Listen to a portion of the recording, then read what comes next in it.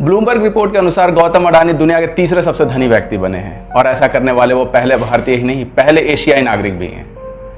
1988 से export import से business की दुनिया में कदम रखने वाले गौतम अडानी ने महज 34 सालों में $137 बिलियन का विशाल एम्पायर खड़ा किया। और अगर जीडीपी टर्म्स में बात करें तो दुनिया के 196 देशों में 100 से भी ज्यादा ऐसे देश हैं जिनकी जीडीपी गौतम अडानी के टोटल नेटवर्थ से भी कम है। पिछले 2 सालों में गौतम अडानी का टोटल वेल्थ में 9 गुने का इजाफा हुआ है। लगभग 1 दर्जन फर्म में से 6 से ज्यादा इनके बिजनेसेस स्टॉक मार्केट में लिस्टेड है। और अगर शेयर मार्केट की बात करूं तो गौतम अडानी की कंपनीज ने पिछले 5 सालों में अपने शेयर होल्डर्स को 4000% से भी ज्यादा का रिटर्न दिया है, जिसमें से ज्यादातर शेयर पिछले 2 सालों में आए हैं।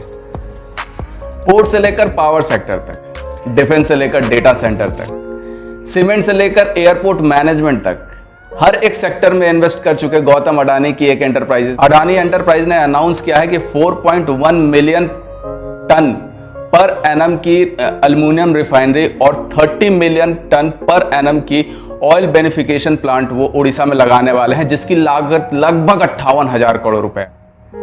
ये तो हो गया सिक्के का पहला पहलू, जिसमें काफी सारे प्रॉफिट, काफी सारे पैसे दिखाई देते हैं। अब बात करते हैं सिक्के के दूसरे पहलू की।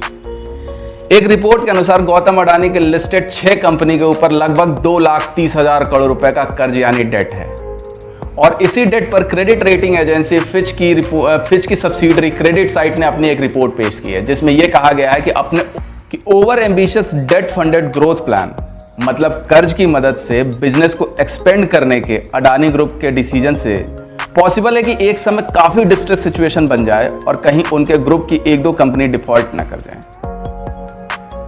रिपोर्ट में यह भी कहा गया है कि पिछले कुछ सालों में ये एग्रेसिव एक्सपेंशन प्लान उनके क्रेडिट मैट्रिक्स और कैश फ्लो को, यानी लेमैन लैंग्वेज में कहें तो बैलेंस शीट के रोजी पिक्चर को आने वाले टाइम में प्रेशराइज ना कर दे।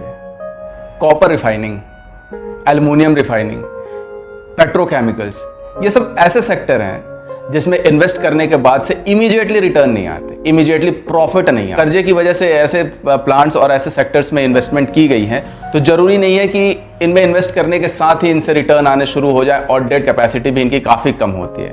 ये सारा प्रोसेस एक डेट ट्रैप की तरह है कि अगर आप एक सेक्टर में इन्वेस्ट कर रहे हो और उससे आपको रिटर्न नहीं आता तो आप डेट रीपे नहीं कर पाओगे, जिसकी वजह से जो आज की तारीख में लोगों का भरोसा आप में बना हुआ है, जिसकी वजह से आपके शेयर्स ऊपर जा रहे हैं। तो एक दौर ऐसा भी आ सकता है, एक पॉसिबिलिटी ऐसी भी आ सकती है कि आपके शेयर्स में लोगों का भरोसा कम हो जाए और बिकवाली का दौर आ जाए। और ऐसे केसेस में अगर गौतम अडानी ग्रुप की एक भी कंपनी या 2 कंपनी भी डिफॉल्ट करती हैं तो कॉन्सिक्वेंसेस काफी भयावह होंगे, और पॉसिबल ये भी है कि इकोनॉमी पे इसका काफी बुरा इंपैक्ट पड़ सकता है और इकोनॉमी टर्मोइल भी कर सकती है।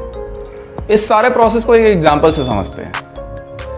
अडानी एंटरप्राइजेस की अगर मैं बात करूं तो इस कंपनी के शेयर 2017 में 136 रुपए के थे, जो 2022 फाइनेंशियल ईयर में बढ़कर 3,192 रुपए के शेयर्स हो गए इस कंपनी के। वहीं अगर मैं प्रॉफिट की बात करूं तो इस कंपनी की प्रॉफिट पिछले साल 938 करोड़ रुपए रही थी, जो फाइनेंशियल ईयर 2022 में घटकर 777 करोड़ रुपए रह गई है।